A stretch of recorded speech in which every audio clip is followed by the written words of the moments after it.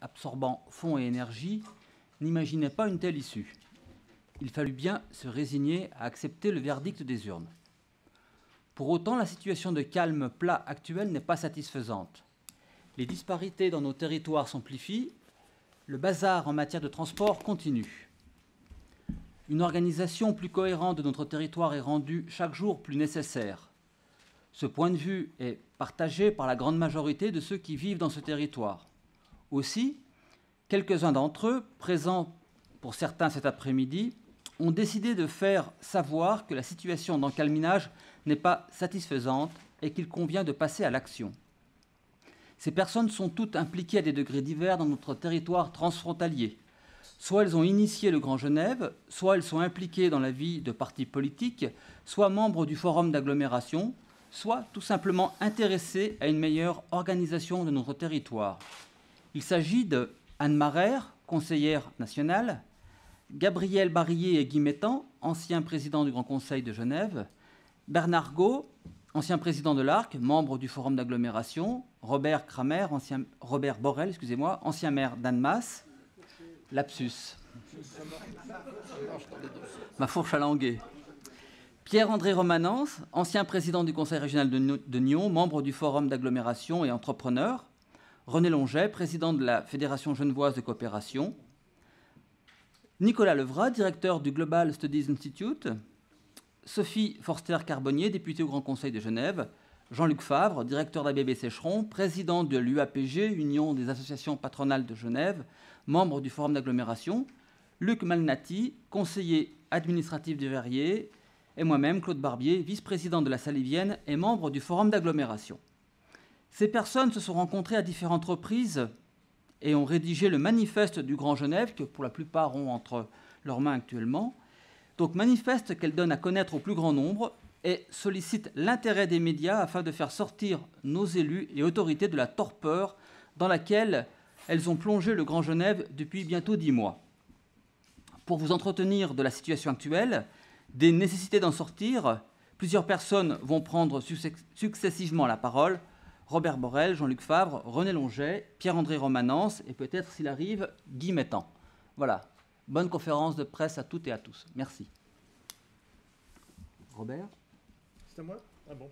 Il faut appuyer sur quelque chose, oui. Bonjour, mesdames et messieurs.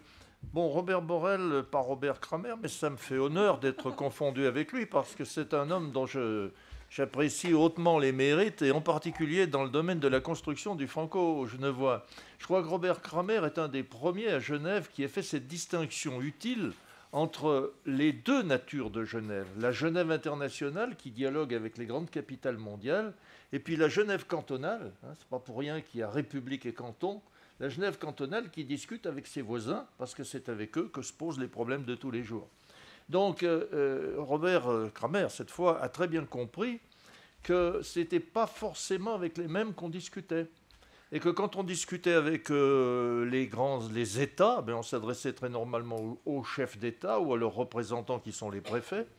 Et puis quand on s'adressait on traitait des problèmes du canton, c'est-à-dire des problèmes de transport, des problèmes d'université, des problèmes d'hôpitaux, des problèmes de résidence, de prix du loyer, de prix des salaires, etc. Eh bien, on s'adressait à ceux qui étaient les plus proches et les plus compétents en France voisine et dans le Pays de Vaud, qui étaient des élus locaux représentatifs de la population de ces secteurs extérieurs de Genève, dirais-je. Alors, je voudrais préciser que si j'ai l'honneur d'être à cette tribune, je le dois sans doute à mon âge et à mon ancienneté, mais je ne voudrais pas parler pour moi-même. Au nom des élus français, au nom des Français en général, il y a là plusieurs personnes. Claude Barbier, que vous venez déjà d'entendre. Il y a Bernard Gault, il y a Gabriel Doublet, maire de Saint-Sergue, vice-président de la communauté d'agglo d'Annemasse, premier vice-président. Et puis peut-être des gens que je n'ai pas vus, parce que, aveuglé par les projecteurs, je ne suis pas sûr de voir tout le monde. Bien. Claude a pris un mot encalminage, tiré de la batellerie. Moi, j'en prends deux aussi. Tu m'excuseras, Claude, ils sont complémentaires et pas tout à fait les mêmes. Je dis désinformation et fantasme. Je crois que dans ce secteur, on est très mal informé de la réalité des choses. Et que pourtant, à notre époque de statistiques et d'analystes compétents, ça ne devrait pas être très difficile de les mesurer avec un mètre à peu près exact et de les faire connaître à la population. Et quand je parle des mesures, je parle surtout des mesures de flux monétaires et financiers, c'est-à-dire de cette question hallucinante, à force d'être obsédante, est-ce que ce sont les Français qui servent à quelque chose à Genève ou est-ce que ce sont les Suisses qui font vivre la France voisine et le Pays de Vaud? Et c'est une question tellement folle qu'on n'a pas osé la traiter de façon objective, on l'a traitée uniquement avec des a priori, chacun s'en faisant une idée, chacun pensant évidemment être victime de la situation, ce qui permet de voir se développer à Genève un mouvement fantasmatique qui ferait croire que les Vaudois et les Français sont les principaux ennemis de Genève et que les frontaliers doivent être mis dehors, qu'il y a une véritable bataille à mener aujourd'hui au plan sociologique. Nous pensons, nous, que la bataille à mener est effectivement là devant nous et qu'elle est urgente, mais que ce n'est pas celle-ci, que c'est même exactement l'inverse, que c'est la bataille qui montrera sans exclure personne et sans entrer dans des comptabilités qui seraient au centime près, parce que c'est aléatoire, c'est absurde, on n'y parviendra pas, mais au moins calculer des grandes masses, bonjour Guy Mettan, qui permettront de se rendre compte de l'essentiel, c'est-à-dire que nous vivons les uns par les autres et pour les autres. Et que Genève ne serait pas Genève sans son environnement, et que l'environnement ne serait pas ce qu'il est sans cette superbe, merveilleuse capitale économique et de prestige qu'est Genève. Donc, nous sommes des Franco-Genevois, des Valdo-Genevois, des Franco-Valdo-Genevois, et nous prétendons aujourd'hui le faire savoir en créant une espèce de comité de cri. Nous voulons nous faire entendre. C'est pourquoi vous verrez que notre manifeste est fait pour être signé, pour être répandu, pour être diffusé dans toutes les couches de la population française, vaudoise, genevoise, pas seulement les politiques, bien entendu, mais aussi tous les gens qui ont quelque chose à faire avec le développement. Et ce n'est pas par hasard s'il y a cette tribune et dans la salle, il y a des gens qui sont des développeurs, des entrepreneurs et pas seulement des politiques. Et c'est l'ensemble des citoyens que nous voudrions désintoxiquer des idées fausses qu'on leur assène, ramener vers une notion plus solidaire et plus fraternelle de la vision de notre région et conduire à un développement commun dont nous sommes persuadés qu'il ne peut que servir à tout le monde si on veut bien dépasser les propositions un peu haineuses et en tout cas très vaines qui dominent le débat aujourd'hui. Donc c'est un appel à tous les gens raisonnables, c'est un appel à tous les gens responsables, c'est un appel à tous ceux qui veulent construire. Et quand, Claude, tu parles avec juste titre, et je rejoins tout à fait, et j'associe mes propos aux tiens, de la nécessité de faire bouger les lignes au plan politique, c'est bien de ça qu'il s'agit. Car on va créer dans l'opinion publique un vrai rapport de force. Un rapport de force très pacifique, mais un rapport de force où les gens qui veulent le Grand Genève seront plus nombreux et plus forts que ceux qui absurdement ne le veulent pas. Voilà, c'est tout. Si mes collègues français, et je pense à Bernard Gault, à Gabriel en particulier, veulent ajouter quelque chose, je les invite évidemment à le faire parce qu'on peut toujours oublier des choses, même si on a beaucoup travaillé ensemble avant d'élaborer ces propositions. Ensuite, René ou René. Bien, mesdames et messieurs, quelques mots. D'abord pour dire que, au nom de quoi j'interviens ici aujourd'hui, en tout cas pas au nom de la Fédération de coopération, c'est indiqué que j'en suis le président, ce qui est exact, mais on ne s'occupe pas du tout de ce genre de sujet. On parle de la coopération régionale. Donc oubliez cette entrée en matière, elle est inadéquate. Par contre, si je suis là aujourd'hui, c'est que je suis un participant et à la fois un observateur de la vie politique genevoise depuis de nombreuses années. J'ai été député fédéral, j'étais député au Grand Conseil, j'étais pendant 12 ans maire de la ville d'Aunay, dont on parle beaucoup ces temps-ci, et je suis bien placé pour savoir que les enjeux institutionnels et les enjeux de gouvernance sont des enjeux fondamentaux. Quand c'est mal réglé, c'est toute la vie en commun qui dérape.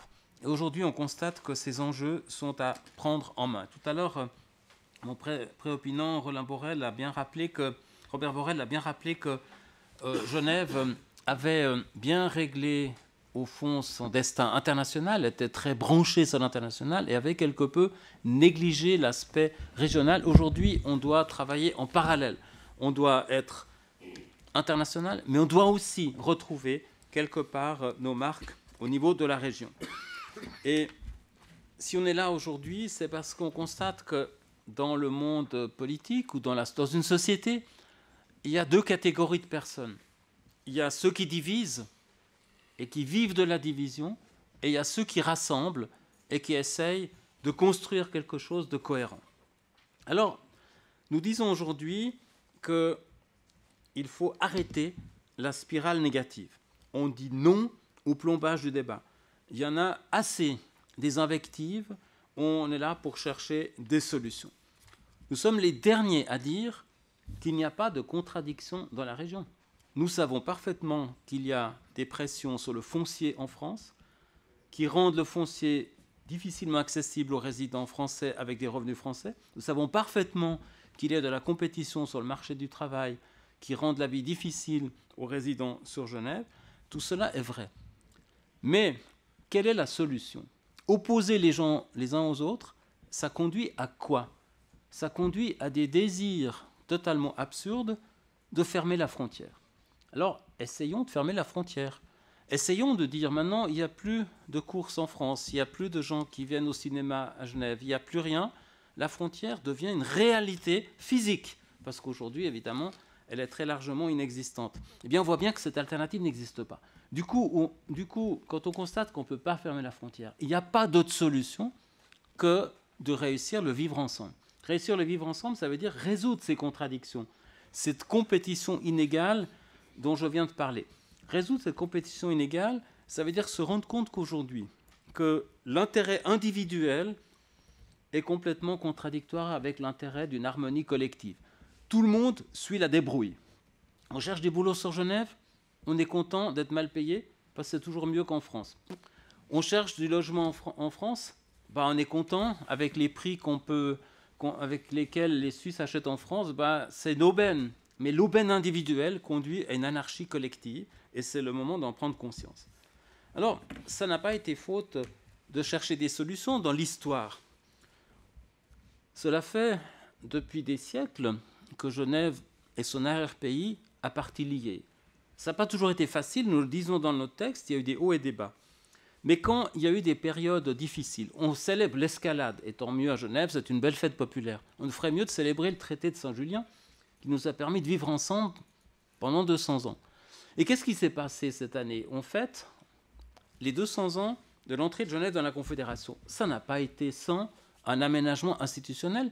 Les Genevois sont entrés dans la Confédération en demandant une garantie de continuité territoriale pour ce qui importait à l'époque avant tout, c'est-à-dire l'approvisionnement agricole. On a créé la zone franche dont on a souvent oublié qu'elle existait. On est en train de se battre pour les laiteries réunies, donc on se rappelle que ça existe bel et bien. La zone franche, c'était une belle innovation institutionnelle. Pendant 50 ans ou 80 ans, d'ailleurs, elle était beaucoup plus large. Voici 40 ans, on a créé le comité régional franco-genevois. On a fait une belle innovation institutionnelle. On a créé des cadres de coopération. On a créé des mises en commun de politiques publiques. On a créé un certain nombre de plateformes de travail. On a fait des choses. Mais maintenant, qu'est-ce qu'on constate ? C'est devant la montée des exaspérations dues à cette incohérence entre, au fond, la poursuite de l'intérêt individuel et la réalité collective que cela engendre. Maintenant, il faut monter en puissance. On se rend compte que ces plateformes d'échange travaillent en vase clos, malgré tout ce qu'on dit. Elles ne sont pas connues de monsieur et madame tout le monde.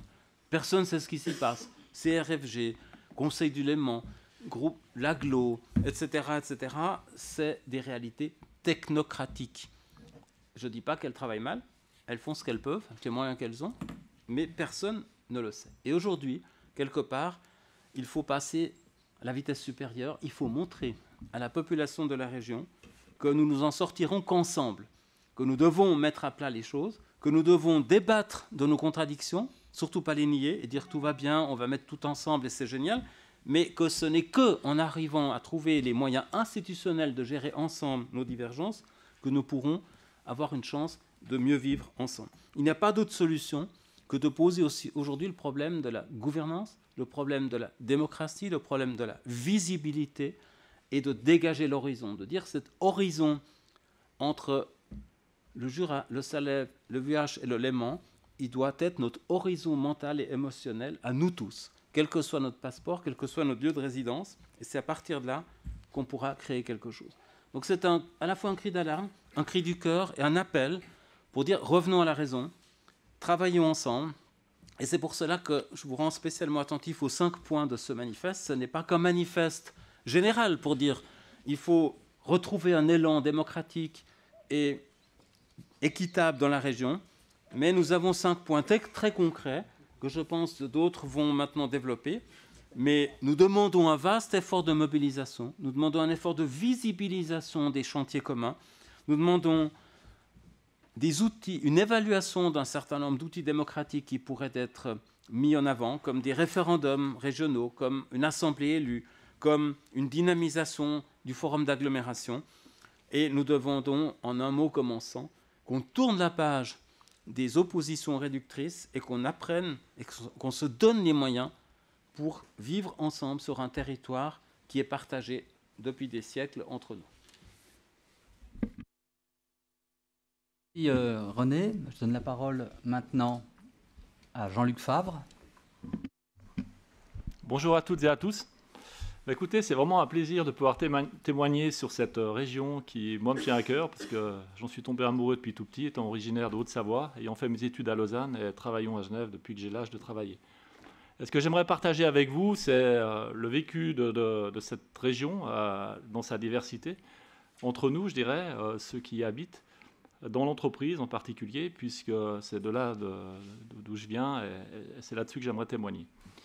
Donc, une entreprise ou des entreprises aujourd'hui à Genève, industrielles en particulier, sont des entreprises qui doivent exporter la plupart du temps, puisque le marché intérieur est relativement petit, et puis qui ont besoin de compétences pour pouvoir se développer. Et ça a appuyé sur un système de formation qui est performant, basé sur l'apprentissage, sur une capacité à innover, sur un partenariat social qui fait que ces entreprises peuvent s'adapter aussi à des changements. Et puis cette diversité, elle se traduit en l'occurrence dans l'entreprise dans laquelle je travaille par 50% de frontaliers, dont une partie sont des Suisses qui habitent en France, dont une autre partie sont des Européens qui travaillent en Suisse. Et je dirais qu'objectivement, on a eu un développement assez spectaculaire cette dernière décennie, et sans cette capacité à avoir cette diversité avec 20 nationalités différentes, on n'aurait pas pu se développer comme on l'a fait. Donc c'est une des richesses de notre territoire de pouvoir attirer des talents et de pouvoir permettre de créer de la richesse, qu'on doit bien évidemment partager. Mon message n'est pas angélique en disant que tout va bien, mais je pense que globalement, c'est ce que j'ai l'habitude de dire aussi à l'intérieur de l'entreprise, ou dans le cadre des échanges que j'ai au niveau du partenariat social, je pense qu'il y a 99% des gens qui habitent sur cette planète aujourd'hui qui aimeraient être à notre place. Ça ne veut pas dire à nouveau que tout va bien, mais ça veut dire qu'on a de la chance. En avoir conscience et le partager et le décrire, ça permet de mettre cours à certains débats qui sont plutôt idéologiques, qui sont basés sur la haine de l'autre. Moi, la haine de l'autre ne fait pas partie de mon monde. Alors ça ne veut pas dire à nouveau qu'il n'y a pas des problèmes, qu'on ne doit pas les affronter ensemble, mais objectivement, ce n'est pas en stigmatisant les uns contre les autres, surtout sur ce territoire qu'on partage depuis des milliers d'années, qu'on va s'en sortir. Ou qu'on va faire mieux, parce que l'ambition est là. On n'est pas dans une situation dramatique, on est dans une situation où on a l'ambition de faire mieux sur ce territoire. Donc ça veut dire qu'aujourd'hui, concrètement, dans beaucoup d'entreprises, que ce soit dans l'industrie ou dans le secteur secondaire plus généralement, on sait travailler ensemble au quotidien et ça se passe bien. Dirigeant cette entreprise depuis de nombreuses années, j'ai jamais eu un conflit basé sur l'origine des gens. Sur les caractères, oui, tous les jours. Sur l'origine, non. Alors, je pense que ce n'est pas propre qu'à cette entreprise. Donc à nouveau, la chance de pouvoir évoluer dans un environnement qui, de ce point de vue-là, nous permet de continuer à nous développer parce qu'on a des conditions cadres qui sont favorables sur ce territoire. Et puis d'appréhender cette diversité sous forme de richesse et d'y travailler au quotidien parce que c'est comme tout. Si on n'y travaille pas au quotidien, on perd vite le fil et on peut vite se retrouver dans des situations difficiles et délicates, qui peuvent arriver à nouveau dans certains cas. Et puis, ces activités dont je vous parlais, elles représentent aujourd'hui 15% du PIB, donc on est aussi dans un environnement économique et social, dans des entreprises de notre type, du secteur secondaire, qui contribuent à créer de la richesse sur notre territoire. Donc, au-delà de l'entreprise, je pense qu'aussi, on a tous des expériences personnelles comme habitants de cette région, où on vit ensemble dans les mêmes quartiers aujourd'hui. Je pensais à ça hier soir en réfléchissant au message aujourd'hui. Et je viens d'un petit village au-dessus de Thonon-et-Lévian, donc ce n'est pas à côté de la frontière. Et j'ai 5 voisins. Sur les 5 voisins, il y a 2 familles, dont il y a des personnes qui sont originaires de Suisse. Et je peux vous garantir qu'on vit très bien ensemble. Et puis, donc, c'est vivre en harmonie et librement dans ces quartiers, ensemble. Pour moi, le Grand Genève, c'est aussi permettre à nos jeunes d'étudier dans les mêmes écoles. Donc travailler dans les mêmes entreprises, vivre dans les mêmes quartiers. Étant à nouveau un citoyen lémanique depuis tout petit, je peux vous dire que malgré les difficultés actuelles, la tendance est bonne. Je pense qu'on vit beaucoup mieux ensemble dans ces environnements, dans nos quartiers, dans nos entreprises, dans le monde de l'éducation, dans les associations, dans nos vies de loisirs aussi. On peut nager dans le même lac, on peut skier sur les mêmes pistes, on peut écouter la même musique, lire les mêmes journaux, regarder les mêmes émissions télévisées. Je pense qu'objectivement, aujourd'hui, comme ça a déjà été souligné, on vit beaucoup mieux ensemble. Et l'ambition, c'est pas on s'arrête là, c'est d'aller plus loin. Donc, c'est ce qui, moi, m'inspire et me motive à témoigner comme je le fais aujourd'hui et à participer à cette aventure qui, j'espère, sera belle pour, à nouveau, pouvoir continuer à mieux fonctionner. Et les institutions sont nécessaires, mais elles ne sont pas suffisantes. Si on n'a pas une envie commune, un souffle commun, on aura du mal à avoir l'énergie qui va nous faire mieux vivre ensemble dans les années qui viennent. Merci Jean-Luc. Je donne la parole. Oui, bonjour à tout le monde. Comme l'agglomération n'était pas tellement compliquée dans son départ, les politiques n'ont rien trouvé de mieux que d'y ajouter encore une autre partie, la partie vaudoise, le district de Nyon, d'où ma présence devant vous aujourd'hui. Mais simplement aussi, en écoutant les messages qui arrivent à ma gauche, il me semble que quand on parle de problèmes aujourd'hui dans cette région, je reviendrai après par rapport à cette ville dans cette région, mais on parle de problèmes dans cette région, on n'a jamais eu de problème avec ce que je représente aujourd'hui, c'est-à-dire les Vaudois qui viennent travailler à Genève. Parce que c'est plus la moitié des travailleurs vaudois, c'est-à-dire les gens qui habitent à la frontière genevoise dans le Pays de Vaud, qui traversent tous les matins la frontière, c'est aussi une frontière, puis c'est une frontière cantonale, pour venir travailler. J'ai jamais entendu de mouvement qui était contre ces gens-là. C'est étonnant parce qu'ils prennent aussi le travail de Genevois quelque part. Donc on voit l'aberration de tout ce qui est mis en place aujourd'hui par rapport justement à ce flux de personnes, cette migration de personnes par rapport à l'emploi. René Longier l'a très bien dit, il s'agit ici de trouver chacun sa place. C'est un emploi et c'est très attractif aujourd'hui de travailler sur le territoire genevois puisque c'est là qu'il y a l'emploi, c'est là qu'il se passe les choses. Mais c'est un bassin économique extraordinaire, c'est quelque chose de fantastique. Si on compare au reste de l'Europe, on ne va pas s'arrêter qu'à l'Europe, on est dans une partie de cette Europe absolument extraordinaire. Nous vivons quelque chose qui est envié de tout le monde. Et puis on trouve quand même des solutions, bien sûr, pour compliquer les choses par rapport justement à cette migration de personnes. Et c'est ce qui est en train de bloquer complètement ce Grand Genève, cette agglomération, simplement ça. Donc je crois que le groupe de personnes qu'il y a ici, plus toutes les personnes qui ont participé à ce manifeste, eh bien c'est pour dépasser ceci, relancer, redynamiser. Et c'est comme dans tout bon couple, bon ici c'est peut-être un couple à 3, c'est un peu difficile, mais c'est comme dans tout bon couple, il y a des essoufflements aussi. Et il faut discuter, il y a des crises et il faut les passer. Et c'est ça qui renforce, c'est ça qui nous rend beaucoup plus forts. Aujourd'hui, il y a ce phénomène un peu de crispation et de crise. Eh bien, on va la passer, il faut la passer, mais il faut passer avec la volonté, de l'envie de bien faire, et surtout de mobiliser, de fédérer autour de ce grand Genève, ce grand projet.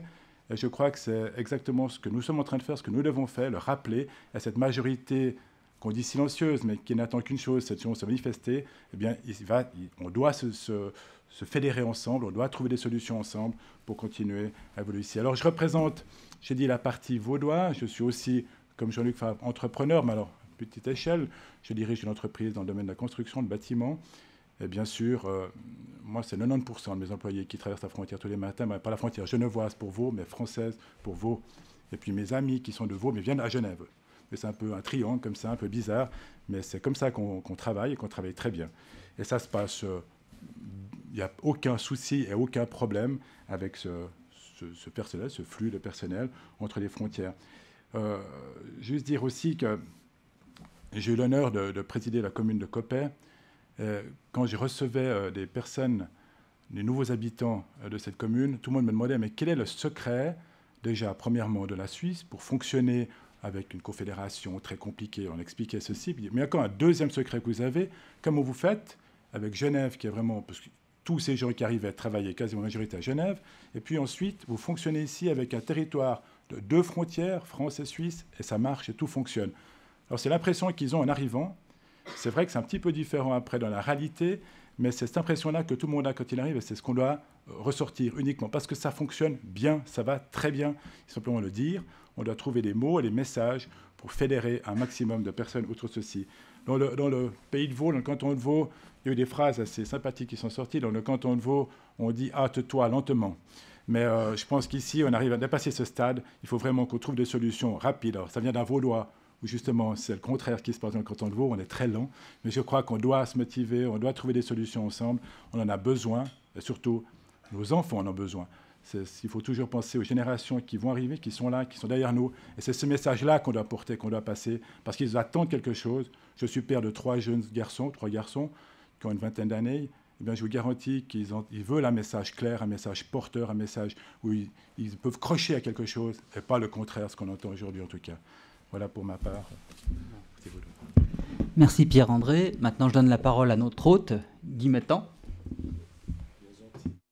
Merci. Je m'excuse d'abord d'être arrivé en retard, mais c'est vrai que c'est un petit imprévu parce que hier, on est dû aller à Londres pour interviewer M. Assange, là, qui est enfermé à la mission d'Équateur. Puis il a fallu retranscrire, on a eu des problèmes. Voilà. Mais c'est fait, hein, merci. Donc, excusez-moi. Moi, je n'avais pas prévu beaucoup intervenir, mais peut-être juste rappeler 2 ou 3 petites choses.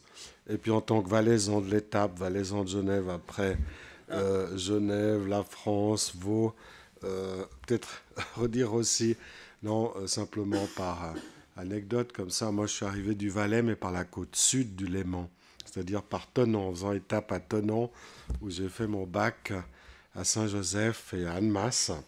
Donc je suis aussi en régional de l'étape. Puis après, je me suis installé à Genève, où je vis depuis 35 ans.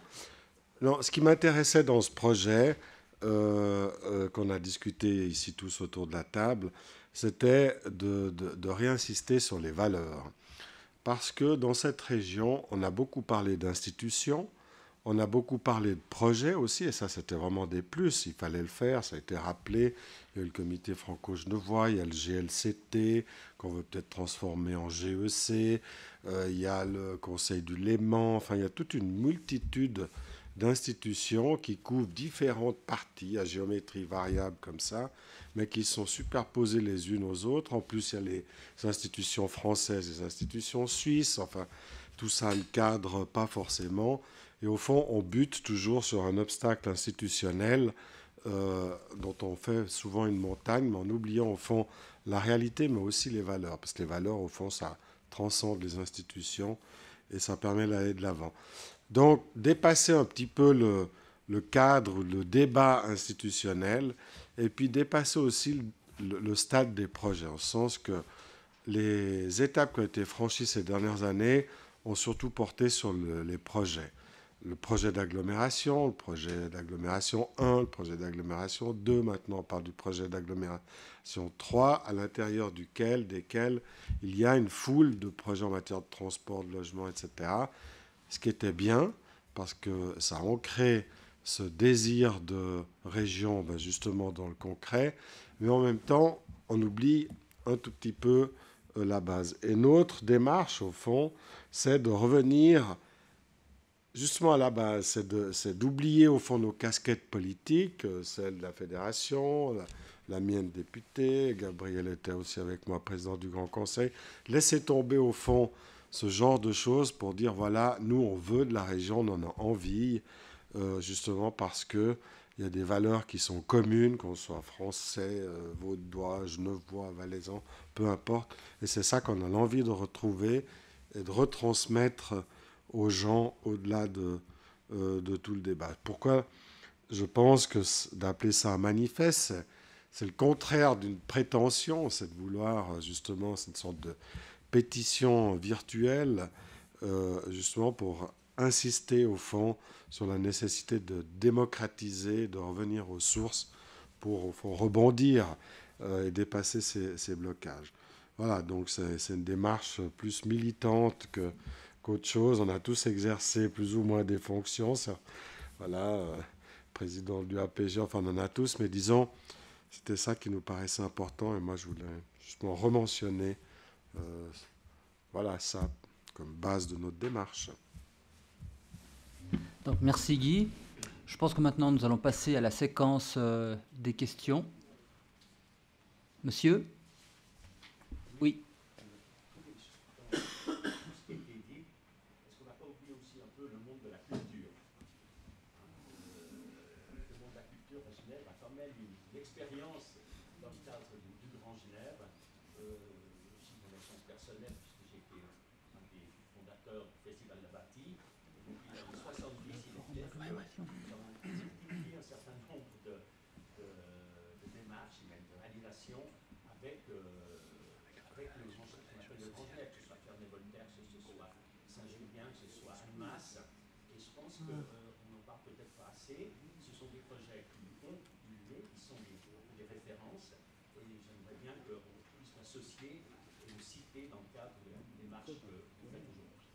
Très bien. Alors, je vais vous donner une réponse. Oui, pardon. Dans le cadre il existe un forum d'agglomération qui représente la société civile, et en l'occurrence 75 associations du Grand Genève. Alors, moi-même, je suis dans le collège social et culturel au titre de la Salévienne, société d'histoire, culturelle s'il en est. Donc, la culture n'est pas omise dans les réflexions autour du Grand Genève. Certes, le forum d'agglomération pourrait peut-être mieux faire parler de lui, mais sachez que les préoccupations culturelles font partie des discussions autour du Grand Genève. Voilà. Autre question, monsieur, je crois. Je peux juste encore. Et par rapport à un autre aspect, Guy Metton a parlé de valeurs. Je crois qu'on a tous parlé de ça. C'est quoi qui nous réunit sur un territoire? Je pense que quand on parle culture, on parle valeur. Quand on parle valeur, on parle culture. Donc on parle de culture commune quelque part. Et c'est vrai que les acteurs culturels, c'est peut-être ceux qui ont le mieux pu se mettre en réseau. Mais évidemment, ce n'est qu'un aspect pour la vie au quotidien. Mais c'est vous qui, quelque part, pouvez montrer la coopération au concret, partager des valeurs. Ça passe par la culture. Oui. Bernard Gros, je voudrais répondre une chose à ce monsieur. L'objet du manifeste, c'est pas de faire un inventaire. L'objet du manifeste, c'est donner à des gens de toute catégorie la possibilité d'affirmer ce que vous venez de dire. Savoir que la culture, c'est importante. Par le biais, mais de cesser de fonctionner par le haut. On est certains là à avoir fonctionné dans toutes ces institutions, de fonctionner par le bas. Est-ce que vous venez de dire là ? Eh bien, justement, à travers la signature du manifeste, c'est une façon de l'affirmer, de le crier haut et fort, et puis pour la suite, de le construire avec des gens de la culture de l'autre côté de la frontière. Voilà ce que je voulais dire. Merci Bernard. Madame ? Alors, n'importe qui peut le signer. Il se trouve sur Internet au travers du site de pétition en ligne Havas. Alors, le lien est un petit peu long, je le concède. Mais voilà, je laisse Bernard Gros donner quelques... L'idée, en fait, c'est sûr, donc, le site Havas. Donc, nous qui sommes ici, on va le signer et puis l'envoyer à nos copains et nos copines, etc. Et on voudrait que ça diffuse comme ça, c'est-à-dire que dès que quelqu'un aura le lien, s'il est d'accord, il signe, et puis il l'envoie à ses amis. Et on tient beaucoup à cette diffusion par le bas, quoi, que ça ne vienne pas d'en haut. Alors, si avant de partir, vous nous laissez votre adresse Internet, et puis vous aurez le lien, et puis après, ça y est, c'est parti. Autre question ?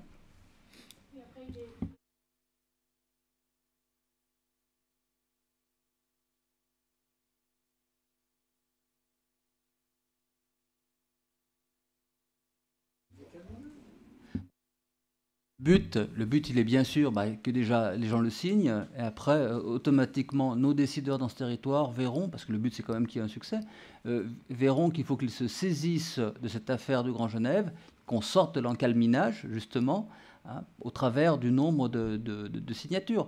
Une élection, son principe, c'est celui du nombre. Eh bien, on veut montrer par le nombre qu'on ait une majorité dans ce territoire et défendre l'idée du Grand Genève.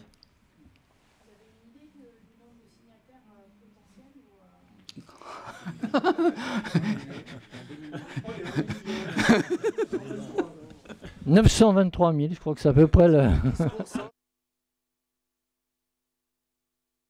Moins quelques-uns du côté d'Aunay, disons.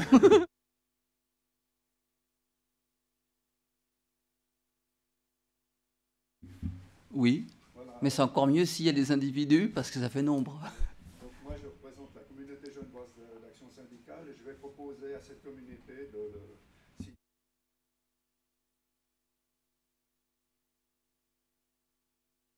Oui, moi je voudrais ajouter une chose. René Longer rêve des référendums transfrontaliers, etc. Ça prendra un certain temps pour se faire. Mais à travers une pétition, un manifeste de ce genre-là, on peut faire cette espèce de référendum transfrontalier. Et la conclusion devrait être que les opposants au Grand Genève sont bien inférieurs en nombre aux partisans du Grand Genève. Voilà, c'est pas plus compliqué que ça. C'est pour ça qu'il n'y a pas besoin d'être, j'allais dire, autorisé par une association. Il y a à être un citoyen du Grand Genève qui a envie de dire « j'en ai assez de toutes ces incantations qu'on entend, et ce Grand Genève, je considère que pour ma vie à moi, eh bien, il faut le construire ». C'est très simple comme démarche, voilà.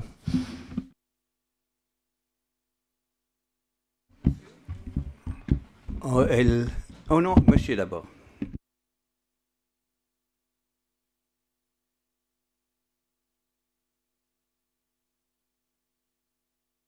Monsieur Métan, pour te faire travailler un peu, pourquoi toi qui es dans la Genève internationale, tout va fonctionner, les choses, et tu vois qu'elle avance. Pourquoi, explique-nous, pourquoi la Genève locale, la Genève, les grandes Genèves, elle n'avance pas? Il y a politiquement, qu'est-ce qu'il y a? En 3 secondes, ouais, ça va être dur. Hein.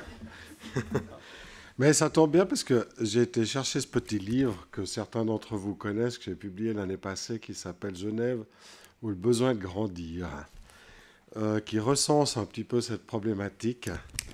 Mais c'est le dernier exemplaire que j'ai, mais je te donne volontiers. Pour rappeler 2 choses. C'est vrai que la Genève internationale, elle a émergé à Genève depuis Calvin. Ça fait depuis plus de 5 siècles. Enfin, ouais, depuis 5 siècles bientôt. Pourquoi? Parce que Genève a toujours vécu à l'étroit dans ses limites, ses fortifications. C'est une ville qui n'a jamais eu de territoire.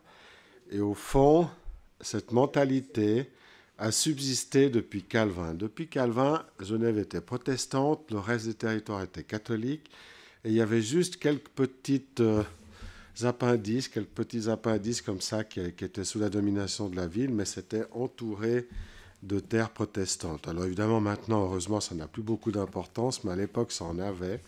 Et ça a toujours donné aux Genevois cette mentalité un petit peu d'assiégés, qui a eu un immense mérite, c'est de les faire jaillir. Comme ils ne pouvaient pas s'étendre dans la région, ils ne voulaient pas.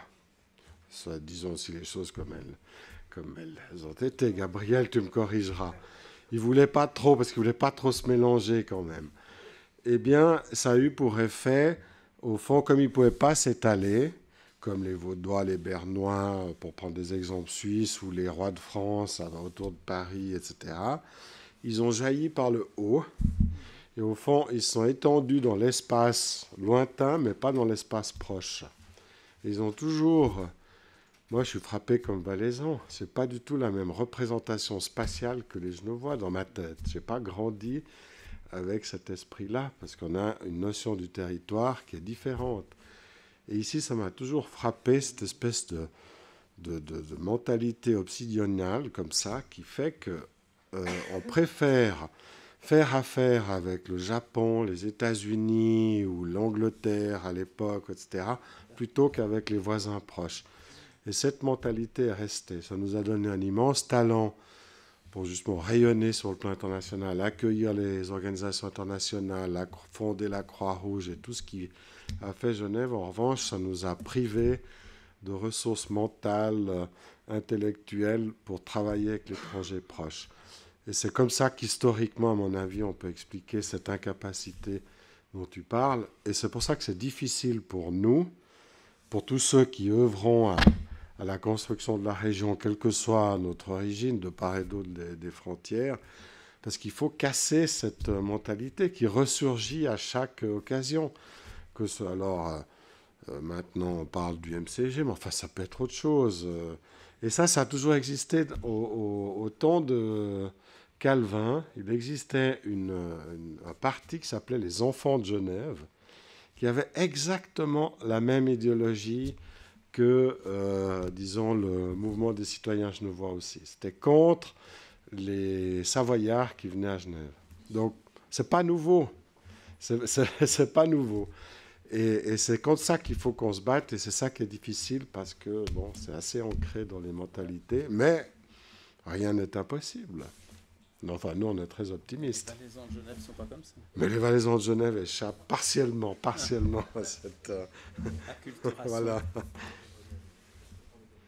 Ouais, peut-être. On est vertical et pas horizontal, non ? Voilà.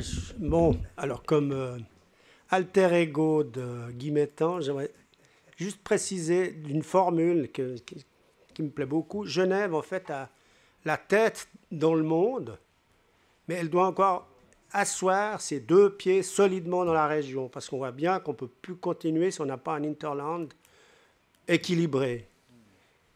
Et je rajouterais, parce que moi je suis parpaillot, donc je suis un Genevois, vaudois, Genevois protestant, donc je suis normalement je devrais avoir cette mentalité de reclus. Mais je pense que le fait que la réforme a essaimé dans le monde entier, c'est ça, hein, le rayonnement, c'est la réforme qui est allée dans les pays anglo-saxons, etc. Je ne vais pas refaire un cours d'histoire. C'est une chance. À la limite, c'est une chance, parce que si on n'avait pas eu la réforme, il n'y aurait pas eu ce rayonnement, il n'y aurait pas la Genève internationale. Donc, on a la Genève internationale, on a l'Hinterland, on a une belle région. Il suffit juste de mettre de l'huile là-dedans pour que ça fonctionne.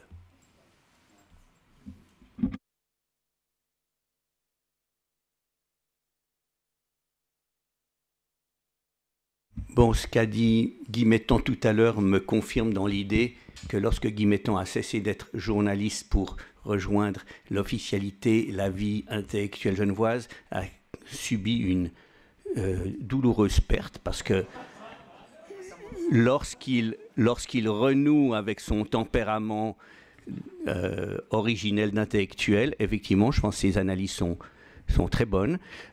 Celle de M. Barillet, d'ailleurs, allait dans le même sens.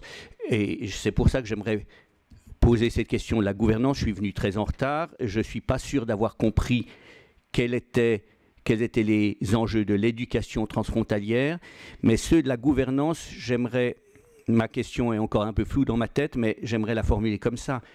Est-ce que la difficulté dans la coopération transfrontalière ne vient pas d'abord du fait que Genève n'a plus de projet, c'est-à-dire que dans cette tension entre 2 pôles, le pôle du positionnement, disons, coupé de la géographie proche, mais avec une vocation mondiale, c'est un pôle nécessaire au dialogue transfrontalier. Genève n'a plus de projet. Le projet genevois a émigré à Dubaï, il a émigré à Singapour, il a émigré à beaucoup d'endroits d'ailleurs à qui ça profite extrêmement bien et qui n'ont pas les mêmes états d'âme que nous envers leur arrière-pays. Mais à Genève, on est plutôt en période de démantèlement du projet, en tout cas économique, et dans une certaine mesure politique, qui a fait, au fond, le positionnement de notre République. Alors, est-ce qu'il est possible de dissoudre totalement un projet genevois dans un œcuménisme transfrontalier? Et est-ce que la crispation des Genevois ne vient pas du fait qu'ils sentent que nous n'avons plus de projet? et que nous risquons de nous faire phagocyter par les gaillardiens. Qui veut répondre là? Bon, Bernard. Oui, moi, vous dites qu'on n'a plus de projet. Moi, je peux vous dire que dans tout le travail que j'ai fait en Grand Genève, des listes de projets, on en a fait des quantités invraisemblables, pour des milliards de francs suisses. Donc, moi, je ne crois pas que cette idée, il n'y a pas de projet.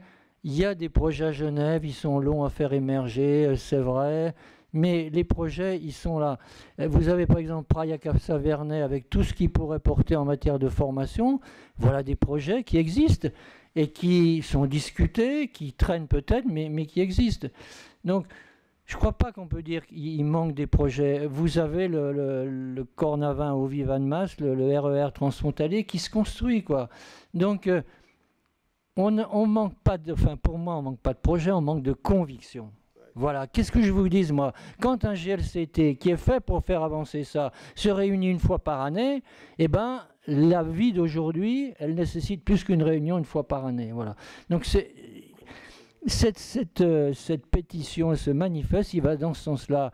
Soyez des gens et des acteurs qui ont de la conviction. Le Grand Genève, on ne le fait pas avec des discours. Le CRFG a fait ça pendant plus de 30 ans, quoi. On se réunit, on fait un beau discours d'introduction, on ne dit pas grand-chose, on mange ensemble et on s'en va. Eh bien non, aujourd'hui, ce n'est pas comme ça que ça se fera. Il y a des projets, il y a des listes de projets. On sait ce qu'il faut faire aujourd'hui. Lisez les 2 projets d'agglomération, vous verrez, il y a tout et encore bien plus. On sait ce qu'il faut faire. Maintenant, on s'assoit autour d'une table, on passe par-dessus des préjugés qui nous font perdre du temps, voilà. C'est le mot de tous ces préjugés et des bêtises qu'on voit dans la commune d'Aunay aujourd'hui. Ça nous fait perdre du temps. On met en place les structures, elles y sont, et on se débrouille pour financer les choses. Voilà. Et là encore, au niveau des finances, et on peut le dire, on est dans des pays les plus riches du monde, je le dis bien, du monde. Alors quand on vient me dire, ah, il manque des sous pour ci, pour ça, mettons-nous autour de la table, faisons l'addition des crédits qui sont disponibles et fléchons-les dans le plus urgent, et vous verrez que dans les 5 ans qui viennent, on fait des choses extraordinaires.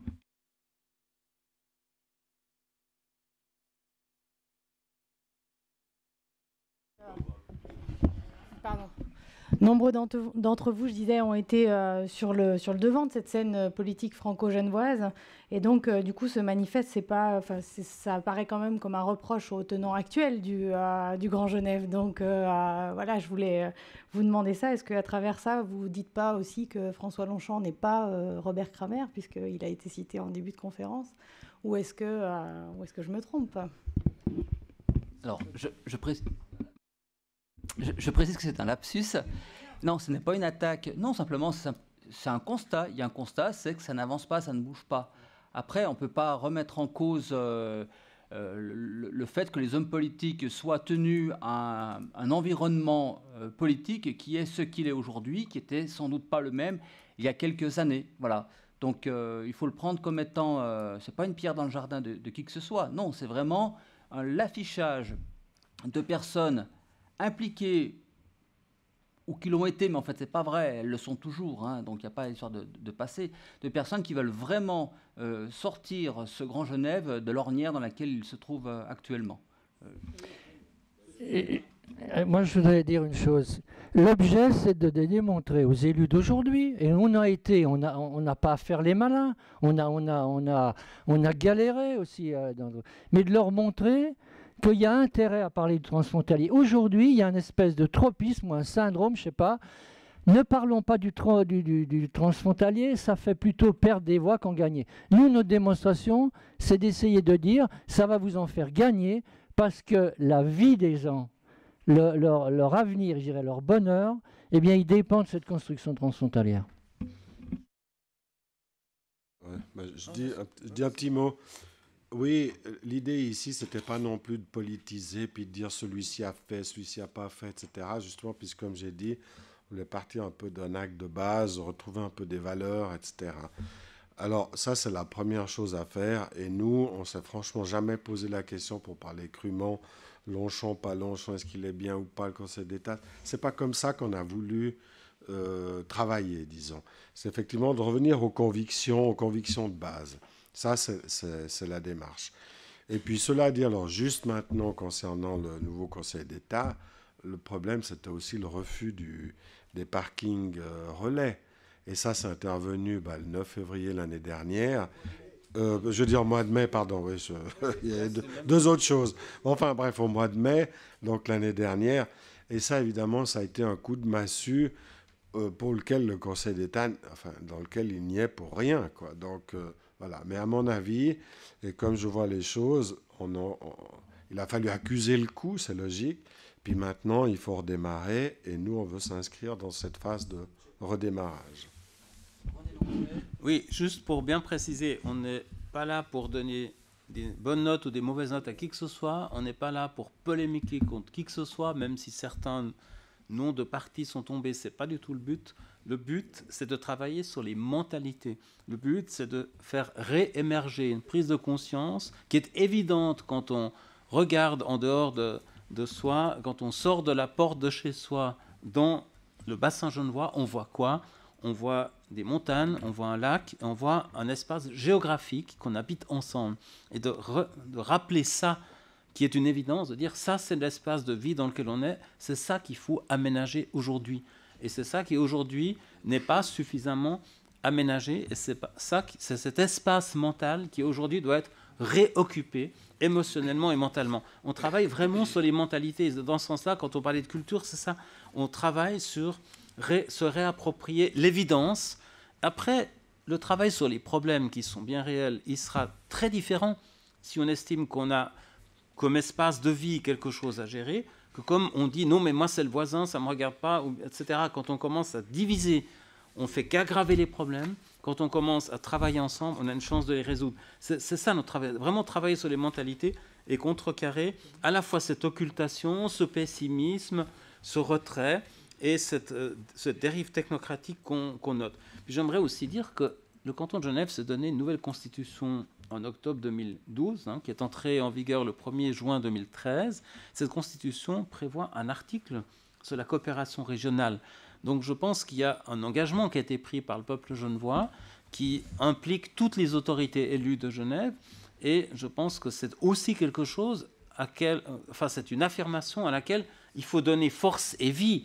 Parce qu'on sait bien qu'un texte constitutionnel, il ne suffit pas de le voter, il faut ensuite qu'il soit incarné. Alors c'est aussi une façon de rappeler que cela existe et que cela doit être vécu au quotidien par les décideurs. Jean-Luc, et après Robert, et ensuite les questions. Voilà. Ouais, revenir là rapidement sur ça. Le but, c'est pas de dire on n'a pas bien fait, on n'a pas mal fait. Moi, ma conviction, à nouveau, en comparant avec d'autres territoires sur cette planète, j'ai eu l'occasion d'aller en Chine régulièrement, en Inde, pour voir ce qui s'y passe au niveau de mon boulot. Il n'y a pas photo. On est là et on est bien là. Par contre, notre ambition, c'est d'aller plus loin, plus vite, ensemble. Premier élément. Deuxième élément, pour revenir sur les projets, dans le domaine, à nouveau, qui me tient à cœur, que je connais le mieux, qui est celui de l'économie et de l'industrie, je pense qu'on n'a jamais eu autant de projets ambitieux qui soient pilotés de manière cohérente entre le monde économique, les associations patronales comme la nôtre, et puis le monde politique. Je prends deux exemples. On a un incubateur biotech aujourd'hui à Genève qui a pour ambition de développer les entreprises, de créer de la valeur économique dans ces domaines-là. On a un autre incubateur cleantech qui a pour ambition de développer aussi dans ces domaines de l'activité économique des entreprises. Et au quotidien, on travaille ensemble avec, par exemple, l'Université de Genève pour trouver des solutions de manière à pouvoir permettre à de jeunes entreprises de se développer plus vite, à des entreprises établies d'avoir accès à des compétences qu'elles n'ont pas forcément toujours accès, pour à nouveau se développer. Donc, ne serait-ce que dans ce domaine-là, pour être sur ce territoire et travailler dans cet environnement depuis une trentaine d'années, on n'a jamais eu autant de projets communs. Donc le débat, pour moi, c'est pas, il n'y a pas de projet, parce qu'il y en a énormément, c'est vraiment une question d'ambition et de vitesse et d'intelligence collective qui doit nous permettre de nous différencier par rapport à d'autres territoires. Robert ? Oui, juste un mot. Le 1er août, pour la fête nationale suisse, Samy Canaan, le maire de Genève, m'avait demandé de dire un mot au parc de la Grange, là, devant à l'occasion de votre fête, et j'avais plaidé pour le Grand Genève. Et à la sortie, des citoyens genevois m'ont abordé en me disant « Mais c'est fini, monsieur le Grand Genève, c'est fini ». J'ai dit « Comment c'est fini ?» Mais le peuple a parlé, le peuple a dit non. Il parlait du référendum sur les 5 parkings. 2,5 millions d'investissement de francs suisses, c'est-à-dire peanuts, c'est-à-dire zéro, quoi, par rapport à cette richesse régionale dont on vient de parler. Mais ces gens avaient sincèrement le sentiment que ce vote ayant été exprimé de façon négative, tout le Grand Genève s'était écroulé. Alors j'ai essayé de remonter le courant, leur expliquant qu'un vote valait pour la question qu'on avait posée ce jour-là, mais pas sur l'ensemble, que des projets, il en restait 5000, des bien plus grands que celui-là, et qu'il fallait se reposer la question sur d'autres plans. Si les parkings n'étaient pas nécessaires, bon, ben, le peuple en avait décidé ainsi, mais peut-être que les tramways, eux, seraient utiles. Peut-être que le développement de l'université par-delà la frontière serait un élément utile. Peut-être que les Suisses auraient besoin un jour d'agrandir l'aéroport de Cointrin et qu'ils ne pouvaient pas le faire ailleurs qu'en France, et que par conséquent, c'était des problèmes qu'il fallait qu'on se pose en commun. Eh bien, ils étaient un peu ébranlés, mais ils avaient de la peine pour choisir entre ce que je leur proposais, qui était un chemin d'ouverture, et puis le confort intellectuel dans lequel ils s'étaient mis, en disant « mais c'est fini, hein, ce vote a clos le débat ». Ce que nous disons, nous, aujourd'hui, c'est que le débat n'est pas clos, et qu'il faut le rouvrir sur la multitude de projets qui nous sont communs. Et tout à l'heure, dans mon propos liminaire, j'ai plaidé pour la clarté, je dirais quasi objective, des statisticiens, hein, qu'on s'efforce donc de clore toutes ces peurs, d'effacer toutes ces peurs en effaçant tous les fantasmes, et qu'on en arrive à une réalité des avantages comparés de ce qu'on s'apporte les uns aux autres. On a raté, vous avez raté côté genevois, je pense, ce vote des 5 parkings, mais nous avons raté côté français quelque chose d'important, et je voudrais battre ma coulpe, même si on n'est pas... si je ne suis pas à titre personnel directement responsable, mais Bernard Got avait souhaité qu'une étude soit faite sur les conditions des échanges économiques de part et d'autre de la frontière. On avait même pressenti une dame universitaire qui avait accepté le marché, et on en avait parlé devant un forum qui était dirigé devant une assemblée territoriale transfrontalière. Aide-moi. Hein? Oui, l'Assemblée des élus transfrontalières, où le principe avait également été adopté. Eh bien, ce sont les 2 départements français qui ont bloqué la machine. Ils n'ont pas voulu. Pourquoi? Mais parce que tout le monde a ses peurs. Alors, les Genevois ont peur que les Français les dominent ou s'infiltrent à l'intérieur de leur périmètre. Et puis les Français ont peur qu'on vienne leur chercher des poux dans la tête sur la façon dont ils ont utilisé la rétrocession depuis 1973. Bon, effaçons ces peurs-là et passons à la réalité des choses. Elle nous montrera, moi j'en suis convaincu, que ce n'est pas les centimes qu'il faut compter, mais les centaines de milliers de francs, et que sur ce plan-là, nous sommes tous gagnants. Voilà. Alors, monsieur... Oui, monsieur. À l'Université de Genève, il y a une historienne, Irène Hermann, qui s'est penchée beaucoup sur la question de l'identité genevoise. Et selon elle, suite à l'adhérence de Genève à la Confédération, les élites de Genève se sont trouvées un peu désemparées parce qu'auparavant, elles avaient été vraiment le centre du monde et elles dirigeaient une entité indépendante. Et maintenant, cette entité a été perdue dans la Confédération. Et c'est pour ça que ces élites se sont accrochées au projet de Henri Dunant pour la Croix-Rouge et ensuite pour la Société des Nations. Ensuite, il y a toute la Genève internationale qui s'est développée à partir de ça. Et Genève se dotait d'une identité de nouveau, mais ce n'était pas une identité par rapport à la frontière avec la France, seulement avec la Suisse. Et ça, en partie, ça reflète la politique confédérale qui a établi des frontières étrangères très fortes et étanches pour la plupart pendant longtemps. Maintenant, je crois que si on va aller de l'avant, c'est surtout la société civile qui va donner le ton. Et comme exemple, je peux citer l'affaire de Crémaville, parce que là, c'était la société civile qui a commencé. et ensuite qui a pris toute la Genève politique en remorque, qui ensuite a pris toute la Confédération en remorque. Et ils ont réussi. Mais c'est-à-dire, c'était un défi que tout le monde croyait impossible. Pourtant, ils y ont réussi. Alors, vous qui faites partie surtout de la société civile, alors vous avez votre rôle, tout esquissé là, mais vous avez un précédent quand même important qui a bien marché pour créer à partir de Genève quelque chose de spécial. Bon travail.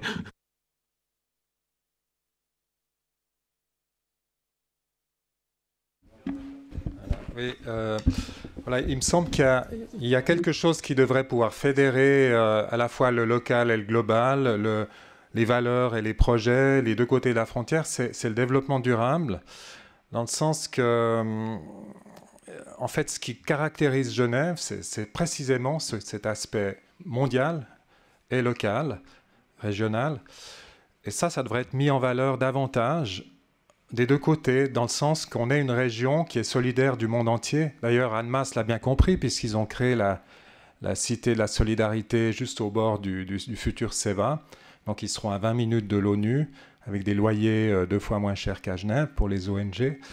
Donc ça, c'est quelque chose qui devrait faire l'objet d'un projet, peut-être, très ambitieux, d'autant plus que maintenant, cette année, on va avoir l'adoption des objectifs de développement durable de l'ONU. Et ça, c'est en fait la feuille de route de l'humanité des 15 prochaines années, qui est totalement interdisciplinaire et qui, disons, donne précisément un rôle accru à Genève comme gestionnaire mondial des défis mondiaux. Et donc, il faudrait, pour être à la hauteur de ce défi, il faudrait aussi que localement et régionalement, on puisse être un exemple concret de développement durable et d'utiliser cette manne internationale qui tombe chaque année. On a calculé qu'il y a, je crois, 5 milliards de francs que nous rapporte cette position mondiale dans la région, surtout en Suisse, je crois. Eh bien, utiliser précisément cette prospérité pour la solidarité. Ça devrait réunir un peu tout le monde autour de valeurs communes.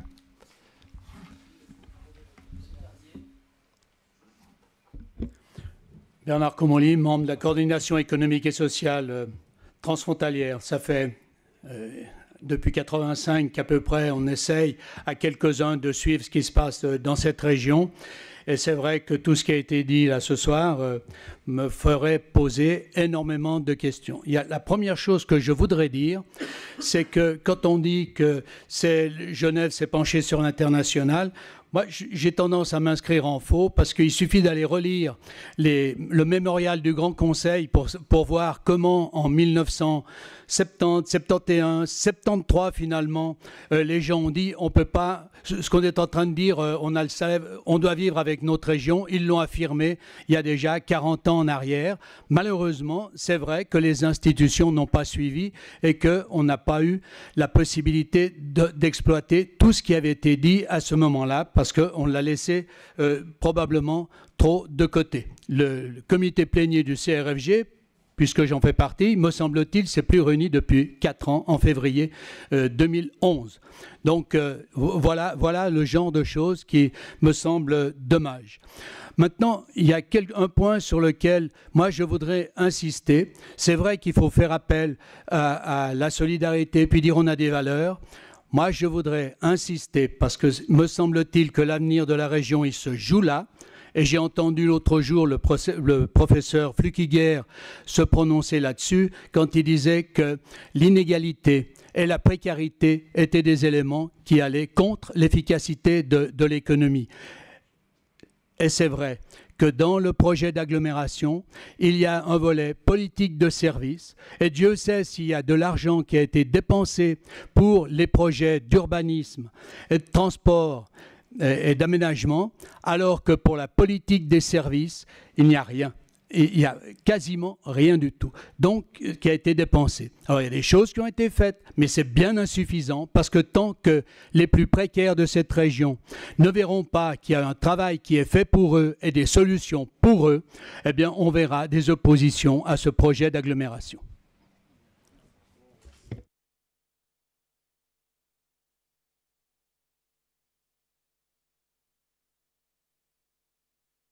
D'accord, merci. Oui, je disais, on vous entend beaucoup parler de valeurs, de vivre ensemble, et vous vous défendez de faire de la politique, mais la construction du Grand Genève, elle ne passera, elle est éminemment politique, et donc du coup, je voudrais juste revenir à ça, parce que après le vote P+R, les élus genevois ont beaucoup dit que l'espace politique de faire du transfrontalier n'existait plus et qui s'était refermé. Qu'est-ce que vous pensez de cette remarque-là ?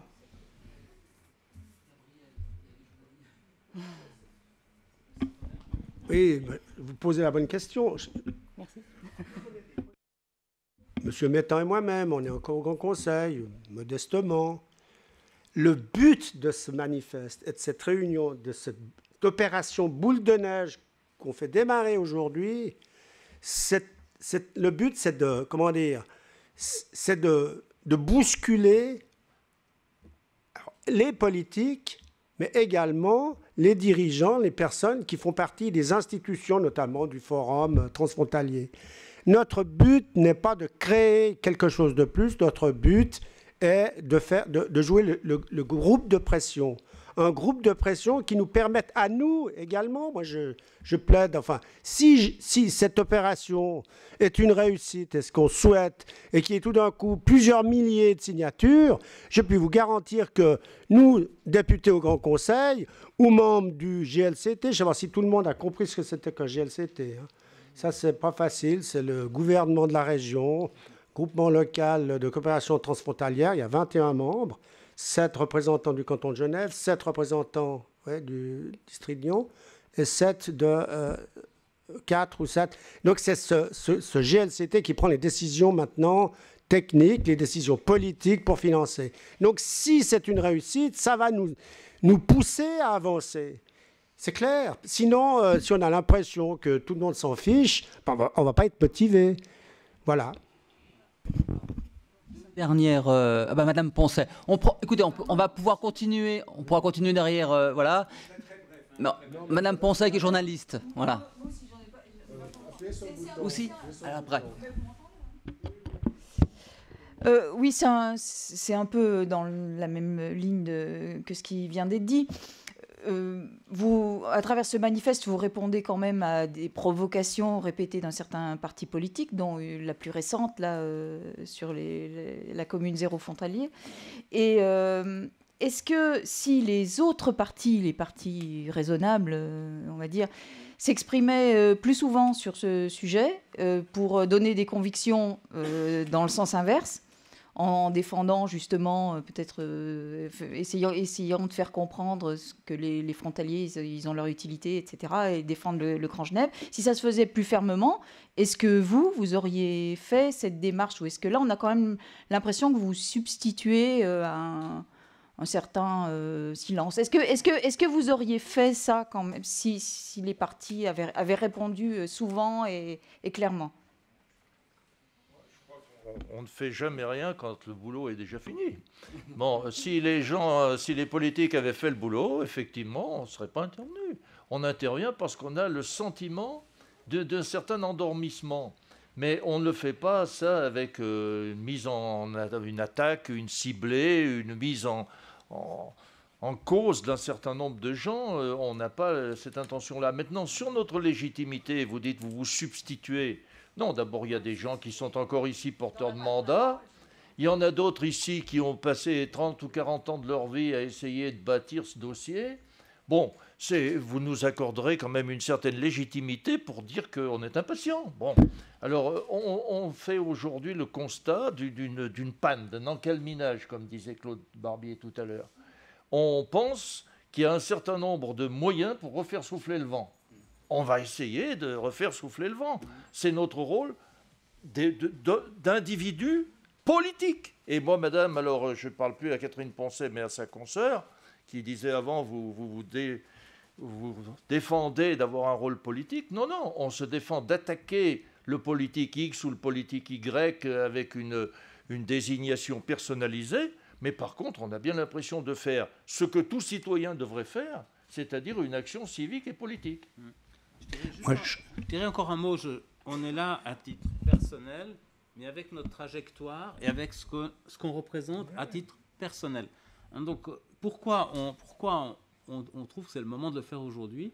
C'est parce qu'on peut se battre longtemps de savoir si c'est d'abord le politique ou d'abord la population. C'est une histoire de poule et d'œuf. Le politique trouvera vite ses limites s'il n'y a aucun mouvement populaire. Ce qui manque aujourd'hui, c'est un sentiment populaire que construire cette région ensemble pour résoudre nos contradictions ensemble dans un même espace de vie est nécessaire. C'est cette conviction qu'on veut raviver et faire apparaître. Et c'est après que le politique sera aussi plus à l'aise pour reprendre son bâton de pèlerin là où il doit le faire, c'est-à-dire dans la mission constitutionnelle que j'ai rappelée, à travers les différents projets, les différents lieux. Mais s'il n'y a pas un mouvement d'opinion, même le politique le mieux intentionné, il n'ira pas très loin. Et c'est le mouvement d'opinion qu'il faut lancer aujourd'hui. Juste, très rapidement, sans vouloir approcher le côté mercantile par rapport à ces agglomérations, mais il y a aussi là un projet qui est né de la Confédération helvétique et qui pousse les agglomérations à réfléchir ensemble, à partager en tout cas leur territoire, à avoir une vision de ce territoire ensemble. Nous avons la difficulté ici de 3 régions différentes, 2 cantons et 2 pays. Et je crois qu'il faut aussi, sans vouloir se méfier, de ce qui se passe dans les autres régions helvétiques, mais il y a des régions qui avancent. Le projet de l'agglomération Lausanne-Maure, je vous garantis qu'ils avancent très rapidement et ils ont des besoins. Et ces besoins seront certainement alimentés par la Confédération. À Genève, il y a les mêmes besoins, même plus certainement. Et de discuter, de tergiverser, excusez-moi du terme, de s'engueuler, ça ne va pas faire avancer les choses. Et les moyens de la Confédération qui sont mis sur la table avec les infrastructures, les dépenses au niveau des infrastructures et tout, elles ne seront pas là. Elles ne seront pas pour nous. Elles seront ailleurs. Et sans vouloir être égoïste, on doit absolument, parce que nous sommes une région très forte économiquement, nous pesons sur l'économie de cette région d'Europe, et nous devons recevoir aussi ce qui est les aides qui sont dues à cette région. Et ça, il faut être vraiment fédéré, solidaire, avoir un réseau très très solide ensemble pour obtenir ceci. Et je crois qu'il faut aussi avoir ça à l'arrière-plan. Ce n'est pas de la politique, ça. Je crois que c'est du raisonnable uniquement. Voilà. Alors, monsieur et Bernard pour le mot de la fin. Oui. Je serai très bref. Vous connaissez cette définition du mariage. Cette définition du mariage, le mariage, c'est résoudre à 2 des problèmes qu'on n'aurait pas tout seul. Alors, moi, je suis prêt à tout écouter, y compris toutes les métaphores, mais si on parle de la métaphore du vent, effectivement, le problème des Genevois, c'est qu'ils ne savent pas s'ils sont des naufragés sur une île déserte face à un paquebot de ligne qui vient les sauver ou s'ils sont à bord d'un canot de sauvetage face au Titanic en train de sombrer. Et je pense qu'on doit affronter ces métaphores qui ne disent pas toutes la même chose. Oui, Robert Borrell disait qu'il y avait le vote sur les parkings relais refus a plombé, pour certains, plombé le Grand Genève. Il y a un projet qui, à lui, a du plomb dans l'aile, avec lequel on est tous d'accord, je pense, c'était de construire 50 000 logements d'ici 2030 à Genève. Eh bien, je peux vous dire qu'ici, la Confédération refuse actuellement d'adopter le plan directeur de Genève parce qu'on entame les surfaces d'assolement. La Confédération donne la priorité à un système d'économie de guerre, ça date de l'époque de l'économie de guerre, aux besoins de logement. Alors là, je pense que notre manifeste devrait aussi, avec l'aide des Français, intervenir auprès de la Confédération pour qu'ils donnent priorité au développement de Genève et ne corsettent pas le développement de Genève. Alors le mot de la fin, puisque tu voulais prendre la parole. Ah ben... Non, moi je veux simplement dire, les gens qui veulent le site, vous nous donnez votre mail, on vous l'envoie tout de suite, là dans 2 minutes, vous l'avez. Et si les journaux pouvaient le publier sur leur site internet, ce serait bien. Mais ils font ce qu'ils veulent, bien évidemment.